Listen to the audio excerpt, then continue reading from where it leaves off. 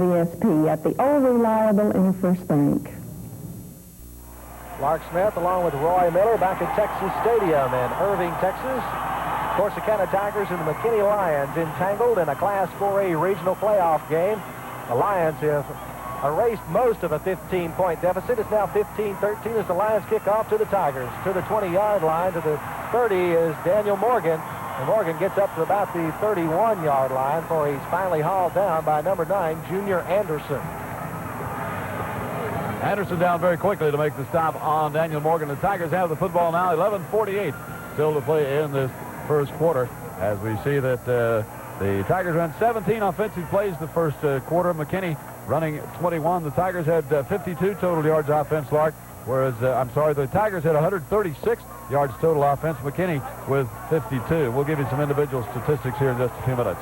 Sean Portis comes wide to the near side. He is the only wide out on the play as they go with a 2 tight end formation. Pitch back goes to the tailback Morgan. Morgan slides through the first line of defense and gets maybe 7 yards up to about the 39-yard line. Morgan with 4 carries for 50 yards and 1 touchdown in the first quarter. Robert Owens had 3 carries for 12 yards. Shannon Pascal carried the ball 1 time for 14 yards. Ricky Stewart 1 time for 7 yards. Simmons for the McKinney Lions had 3 carries for 21 yards, and that's been about the extent of their offense at 21 yards, but on the board with some good turnovers, of course. Ricky Lust now in at wing back. He comes wide to the right. Pitch back goes to tailback Marcus Hines, and Hines is across the 40. He will be shy of the first down, though. Over to help on the stop, number 35, Tom Crump. Getting off the bottom of the pile defensively is number 64, James Shaw. Gain of only a yard or 2 on the play up to the 40-yard line. It will be 3rd down and a little more than 1 for Corsicana.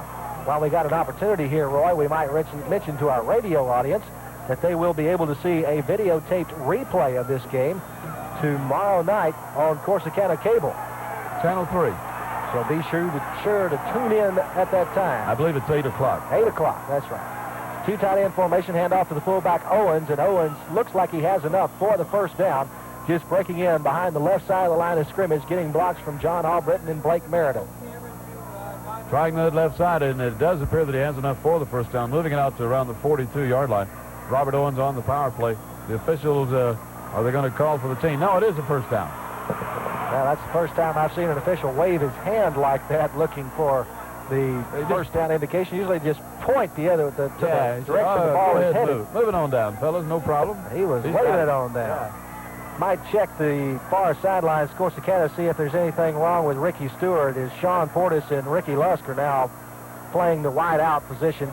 It's just Portis in there now. Handoff goes to Daniel Morgan, though, and Morgan is up to the near midfield as he gets some good blocks along the right side of the offensive line. Jeff Chambers, Brad Powell, along with John Albritton blocking up front.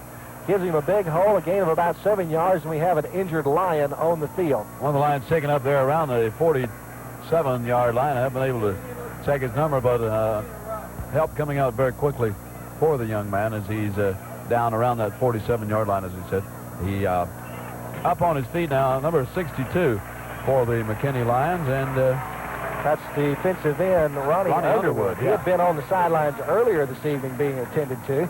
So once again, Hill will come to the sideline. He's running off the field on his own power, so he apparently just maybe had the breath knocked out of him, and will sit out the 1 play because of the injury timeout. Morgan picking up about 7 yards on that last play, larking the ball out near the 49-yard line. Now 2nd and 3 at the Corsicana Tiger 49-yard line. What a ball game. We've got 15-13 as we're in the second quarter. Lusk and Carroll wide to the near side. Pascal, though, hands off to Daniel Morgan, and Morgan is across the 50. Now check that. That was Marcus Hines with the football, number 20.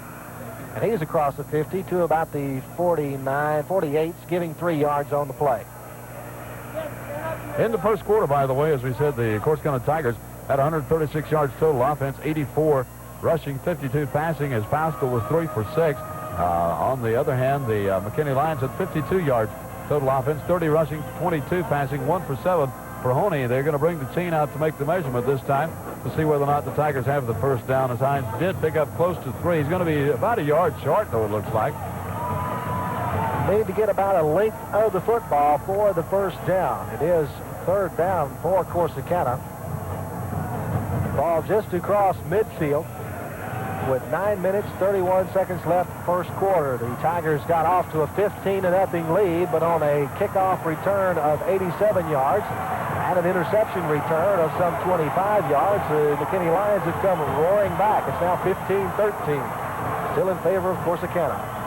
Pascal hands off to the fullback. Flag on the play. What a collision at the line of scrimmage. It was Robert Owens with the football. Looks like he had enough for the first down, but let's see what the indication is from the officials. Ball is going to be against the Tigers, it would appear. Let's see what that call is going to be.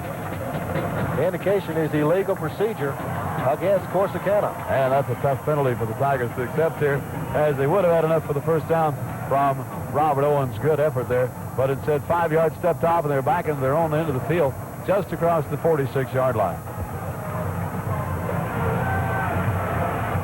So the Tigers offensively now need about 6 yards for the first down, going from just over their own 46-yard line.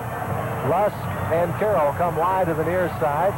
Only one back behind the quarterback. Pascal rolls to the right, looks to throw, gets chased. Now will have to tuck the football. No, he doesn't tuck it. It gets knocked away. He fumbled the football, and there's a scramble for it at about the 40-yard line. And coming out with the football is number 64, James Shaw. And I think James Mullins, number 70, is the one who caused the fumble, as Pascal didn't see him coming from the back, and he hit him, and he lost that football. Another turnover charged for the Corsicana Tigers. That one a tough one, as they were moving the football pretty well. It started the drive back of their own 31, and then had gotten stopped, and the Tigers lose the football. McKinney will have excellent field position, though, Lark, around the 41-yard line. That is the third time now that the Corsicana Tigers have lost the football on the fumble.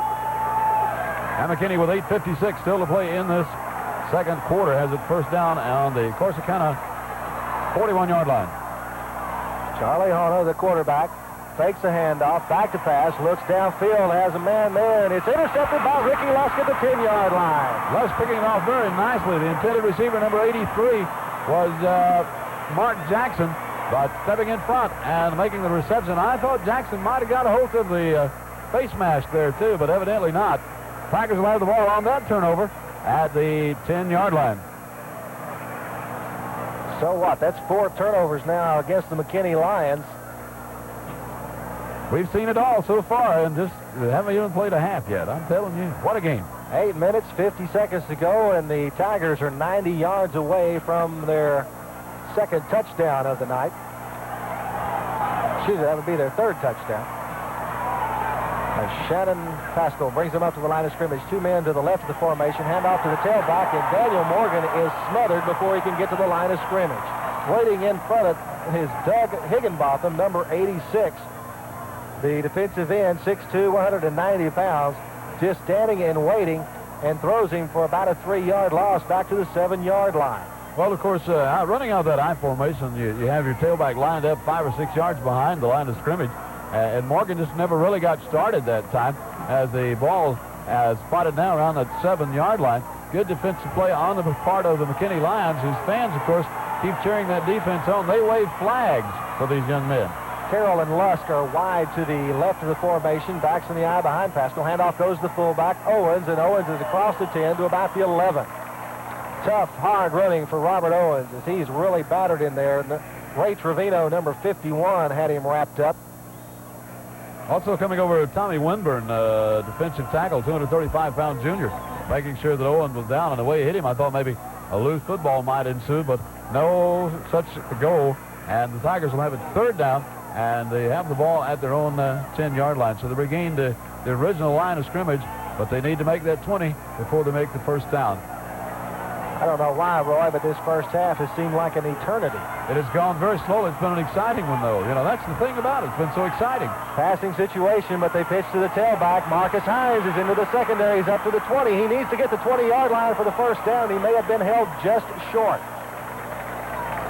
Hines twisting and turning his way. I think he is going to be just a bit short, as the officials are calling for time to spot the football, and they're looking it over. It just depends on where they're going to spot that ball. Now, they're going to call it a fourth down, and the Tigers will be short by about a yard or so, it looks like. Boy, all they have to do is get the ball over the 20-yard line. The nose is just shy of the 20.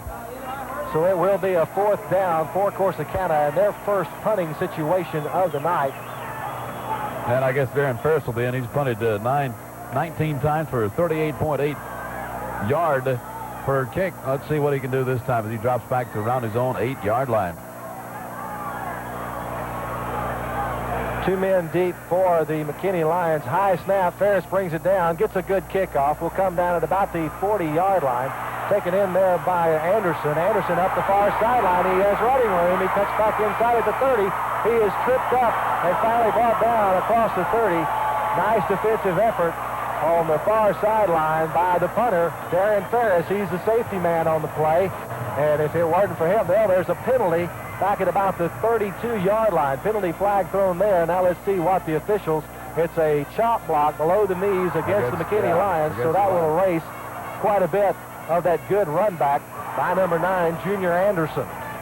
Well, a good punt by Ferris that time, too, but McKinney is doing very well on punt returns and kickoff returns. Obviously, they have done so well on those, but they'll still have good field position out near the 42.5, 43-yard line of the Corsicana Tigers. The clock shows 6:59 still to play in this first half with a score 15-13 in favor of the Tigers. But as you said, the Lions have good field position as they approach the line of scrimmage. Both offensive have done well, but then again, they've self-destructed several times. The Lions have had 4 turnovers, the Tigers 3 turnovers. Handoff goes to the fullback, and he is completely smothered by Corsicana Tigers. What looks like a fumble on the play is not, because it was after the whistle had blown. Eric Middleton all over the football, but no gain on the play for Randy Simmons. In fact, he might have lost a couple of yards on that play as Eric Middleton, as you said, came up with the football. The nose of the football just over the 44, between the 44 and the 43. The scoreboard says 2nd down and 12 with that ball on the 44-yard line as Honey and the Lions come back to the line of scrimmage. If we were at Tiger Stadium tonight, this would be an overflow crowd, but it barely fills Texas Stadium, but still a good crowd indeed here at Texas Stadium for this game. Handoff to Simmons, and just as soon as Simmons gets the football, he is wrapped up by Eric Middleton and has absolutely nowhere to go. Middleton gets some help from Finest Brown on the stop, as once again they lose yardage back to the 44-yard line. Well, the Corsicana Tiger defense trying to do its job and hold these McKinney Lions down. You know, the 2 scores that McKinney have coming not against the defense, but one on the kickoff return and one on that interception. Only one back in the backfield behind Honer. 3 men in the passing formation to the left of the line of scrimmage. Back to pass is Honer. He throws across the middle. It bounces once. Looks like it was going to be intercepted by the Corsicana Tigers, but it bounced in front of Robert Owens. So he does not get credit for the interception. It will be an incompleted forward pass, and the Lions will have to punt from the 44-yard line. You may hear a few boos from the opposite side of the field and the Corsicana fans as they felt that Owens had the interception, but it did bounce once on the turf and just before he came up with the football. He trapped it, and it'll bring up a 4th down and punting situation, we would assume. Though it would be probably a little bit long for Harris to kick from this point, as he was kicking some boomers about 44 yards, but this would be a really 54-yarder or so if he tried one from here. So it's punt time for the Lions. Mark Jackson, I believe, is back to punt, number 83. He gets the football away. It's a spiraling kick that will come down at the 1, bounce once, and go into the end zone. Good punt of about 44 yards for Jackson, and the Tigers will have it 1st and 10 to their own 20-yard line with 5:24 still to play here in the first half. The Corsicana Tigers leading 15-13 in this Region 2 Class 4A championship football game from Texas Stadium in Irving, Texas.